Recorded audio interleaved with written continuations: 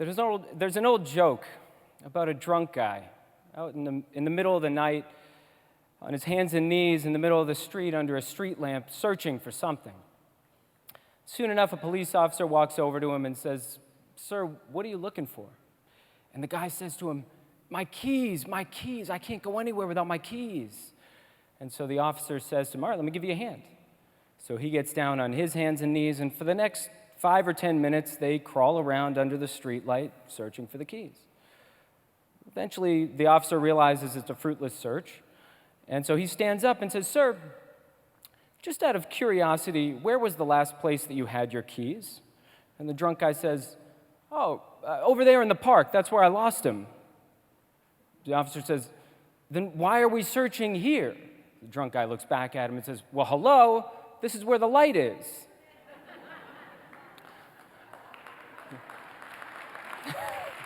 It wasn't that good. You see, in life, it's all too easy to search for meaning and purpose and the keys, dare I say, to our lives in the places that are just convenient to look. But it's a dangerous habit, and I want to tell you why. 19 years ago, my father, at the age of 53, was diagnosed with cancer. And he was told by the doctors that more or less he had about 5 years left to live.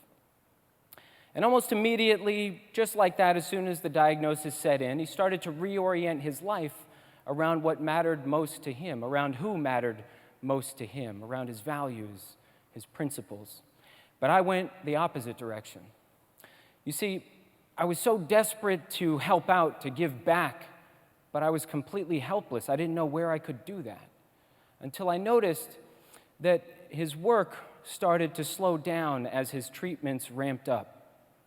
And I decided that's what I'm going to do. I'm going to find a way to earn enough money that I can put myself through college. And maybe if I do well, a few years down the line, I might even be able to give back to my parents after all that they had given to me. So my best friend Josh and I started a little painting company.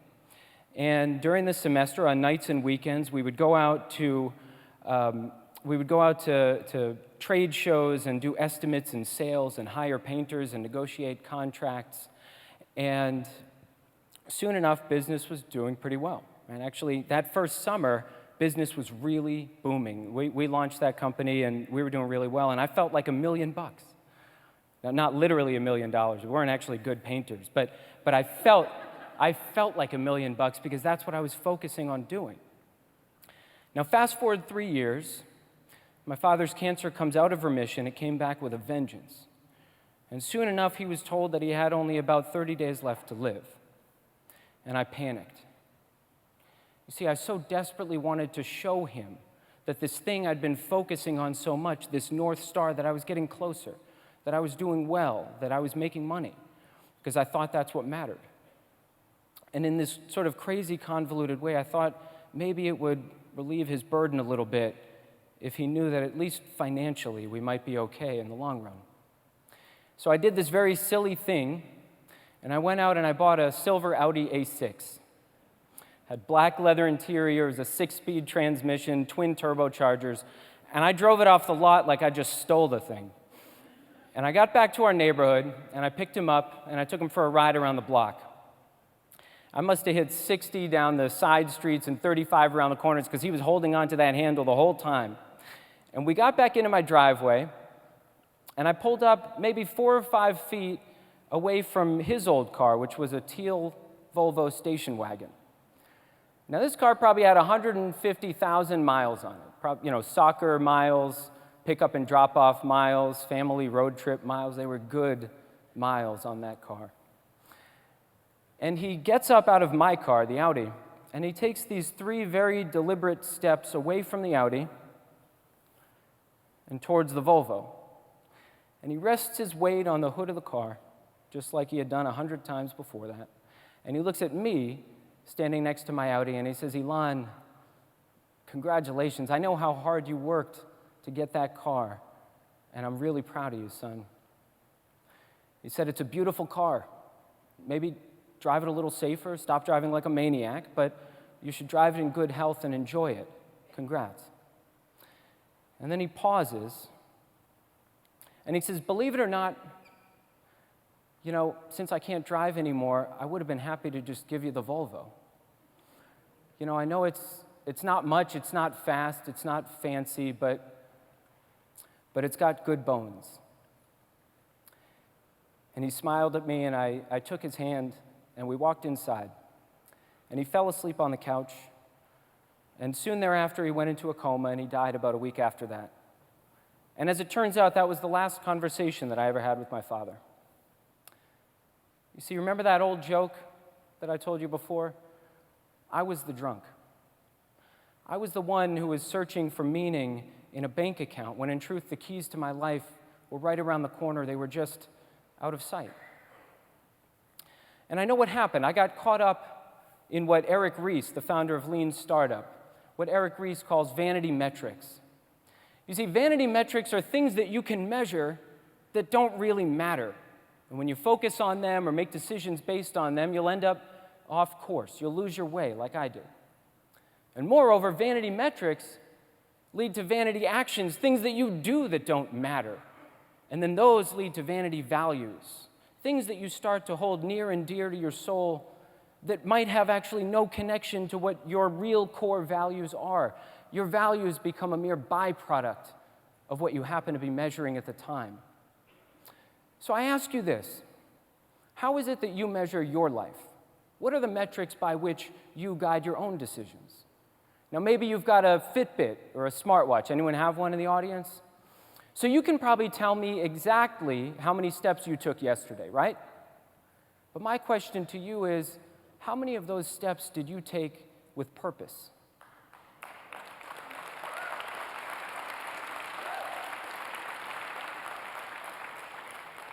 And where is it that those steps took you?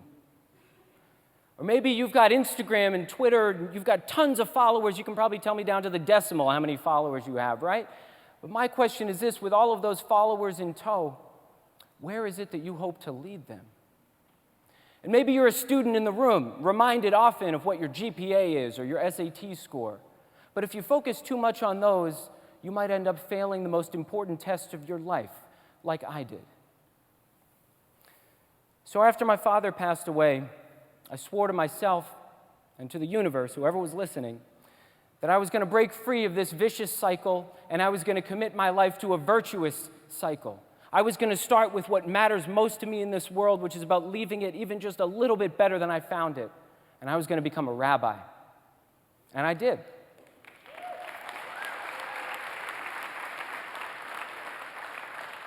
You should wait to hear the rest before you decide if it's worth clapping for. So I got ordained 9 years later, and soon enough, I found myself at my first interfaith clergy retreat. And they kind of all go the same way. You show up on Sunday afternoon, you check in, get your name tag, drop off your bag, and then you go into the keynote lecture. And it's usually some well-known name-brand theologian who delivers a beautiful, eloquent lecture that kind of weaves together ancient texts and modern takes. And by the end of it, this theologian charges you with something like, "And therefore we need to build a more just and equitable society." And it rings true for you because that's why you became a pastor, and that's why you became a rabbi, and that's why you became an imam. And you look around the room, you make eye contact with your new colleagues, and they're all nodding their heads, and they're thinking, we're going to do that together. Well, and then you get to dinner. And at dinner, everyone lets their hair down a little bit. They've had a glass of wine, maybe they've had a beer. And look, it's not the first question someone asks you, but maybe it's the third or the fourth. Inevitably, someone leans in and says to you, "So, how big is yours?" Yes, they do ask that. Not how peaceful do your congregants feel when they go to bed at night, or how hopeful do they feel when they wake up in the morning, but how many of them are there? How big is your congregation? You see, in the world of religion, we have our own set of vanity metrics, and they took us off course too. They're called the 3 B's. Budgets.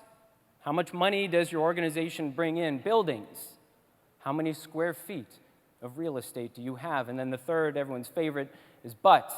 How many people show up for worship every week? Yes, we are actually measuring butts. You cannot come up with a more vanity metric than that. So it's not all bad news.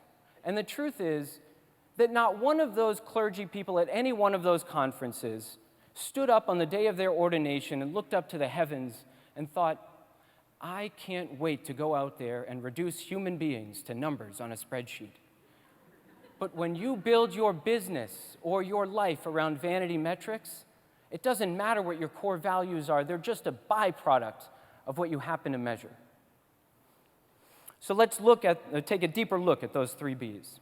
When it comes to budgets, American religion is a $1.2 trillion industry every single year, and that's a conservative estimate. That makes it the 3rd largest industry in America.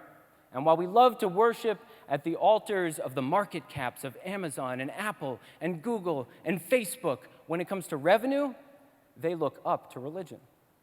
You see, religion brings in more money year over year than the top 10 tech companies combined. And when it comes to buildings, religion is the #1 real estate holder in America and in the world. In America, we have 344,000 congregations, and that's after somewhere between 4,000 and 10,000 have closed every year since 2011. Let's just pick one religion, Catholicism. The Catholic Church owns 71.6 million hectares of real estate around the world. Now, you don't know what a hectare is, and neither do I, but it doesn't actually matter, because 71.6 million of them is 10% bigger than the entire country of France. But now, it's not all good news. It's the 3rd B where things start to look bleak. When it comes to the buts, 40% of Americans say that they go to church regularly. That's not bad, right? 20% actually go. You see, we're witnessing something that we colloquially call the rise of the nuns, N-O-N-E-S, not N-U-N-S. The rise of the nuns, those who identify as having no religion, those who have left the flock. It's the fastest growing religious group in America. In fact, they've tripled in size since 1990. And there are all kinds of theories about why it is that they're leaving the flock. Why are the nuns leaving so quickly? Well, yes, we're shifting towards more secular identities in America, that's true. There's blowback from all the scandals and corruption in American religion and in religion worldwide, that's true. And maybe the increased use of technology and social media, that's also true. There are a dozen others. But here's the most damning statistic. 70% of the people leaving religion believe that religion is too focused on money. We let the budgets get in the way. We are witnessing the disruption and unbundling of religion in America, and it's because we let those 3 Bs become our new 10 commandments. You see, we made gods of those budgets.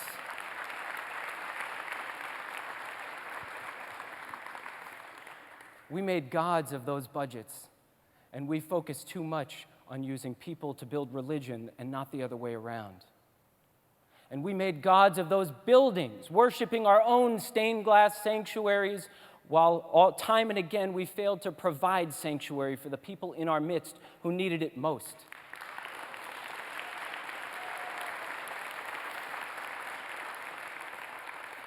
And we made gods of counting people and forgetting that the reason why we are here is to make sure that every single human being counts. And they know it. You see, people today need more than just promises of transformation, they need proof. But that's what's so amazing about being in this moment in time. This is the greatest social transformation in American history. Don't take my word for it. Robert Putnam said that. And right now, we are witnessing faith leaders and new organizations and entire denominations let go of the vanity metrics and start over with what matters most to them, with their core values. And with all of those assets in tow, that means anything is possible, and it is. So let me give you a couple examples. My friend Shannon Hopkins over at Matrushka House, who's the founder of Matrushka House, incubated a project called the Transformational Index, the TI for short. Now, the TI is a toolkit that's given to faith leaders so that they can work with their communities, decide what matters most to them in the world, what's the impact that they want to create. And then not only does the toolkit give them the skills and the tools to be able to do those things, but it also comes with the key performance indicators, the KPIs, to make sure that they're actually having the impact that they say they have. So instead of just promising transformation, we can now deliver it and measure it too. Or over at Glean Network, that's an organization I founded 2.5 years ago when I left the pulpit. We have a partnership with Columbia Business School where we train spiritual entrepreneurs who are faith leaders who are going back to their core values and building brand new organizations, ventures, and communities based on those values. So instead of just valuing what we happen to measure, these spiritual entrepreneurs are measuring what they actually value.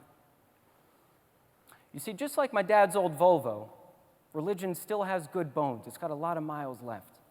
It's got an incredible amount of untapped potential that we need to unlock in this moment. And we are just starting to make this grand pivot. So I want you to imagine for a moment, what if we get 1% better?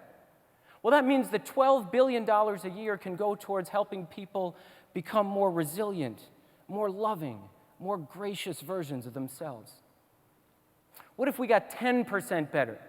And $120 billion every year in America got invested in helping people live fuller and healthier lives.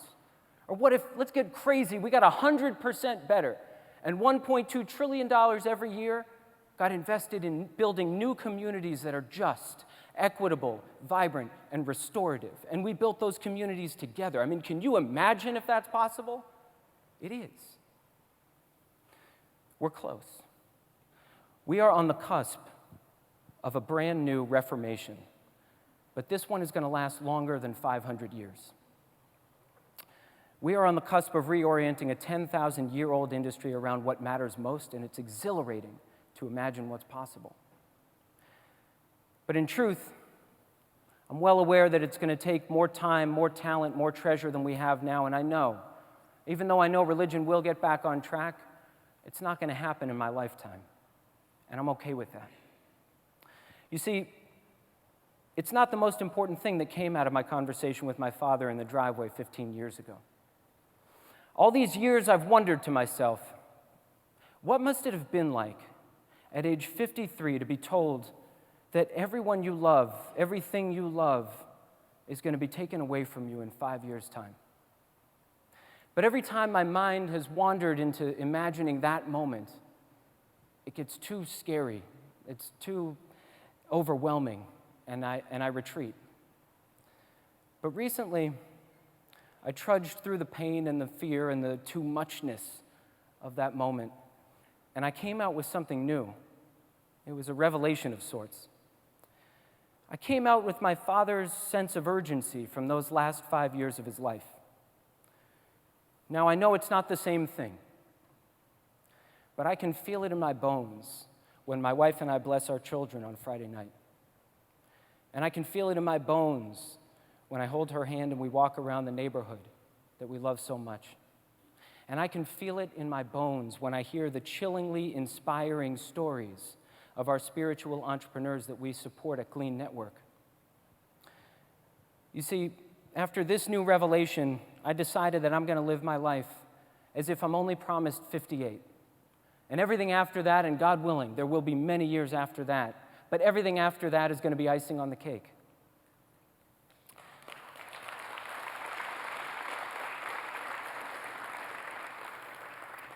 So at age 36, that means I've got fewer than 22 years left to reimagine religion, to love my family with the fullness of my being, and to leave the world even just a little bit better than I found it, which, given the state of the world today, means that we have a lot of work to do, and I better get back to it. An old friend and mentor of mine, Cheryl, used to say to me, Elan, it's not too late, but it's later than you think. Thank you.